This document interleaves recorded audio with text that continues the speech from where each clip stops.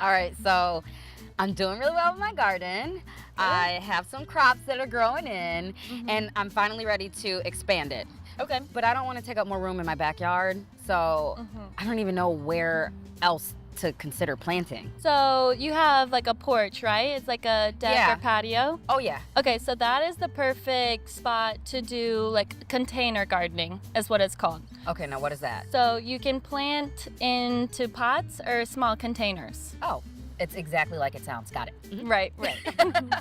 Well, I already have the soil, so just take some of the soil that I have and put it in a pot, and then I can keep going, right? Not really. You can take some of your soil that you have, but you really want to incorporate a potting mix. And why is that? So it's gonna be the right particle size to fit in a small container, and it's really gonna hold on to moisture.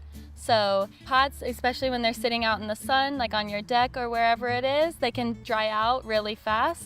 So you wanna make sure you get that potting mix that will hold on to the moisture. So since they have issues holding on to moisture, then I don't have to worry about like draining or anything, right?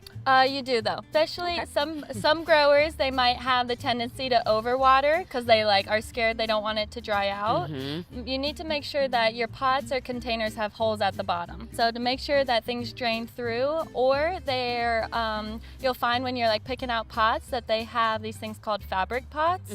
That is a really good way to make sure that there's like airflow in there, and then also water filtration, so your roots aren't ever like just sitting in water. Okay. Well, that's easy enough. Is there anything else I need to think about, or is it just going to be the same? Most of it is the same other than drainage, and make sure you get your high quality organic potting mix, and then also make sure you incorporate your organic fertilizer as well. Oh. Well, that's easy enough. It's like an easy transition. Yeah, it is. All right, well, thank you. Welcome.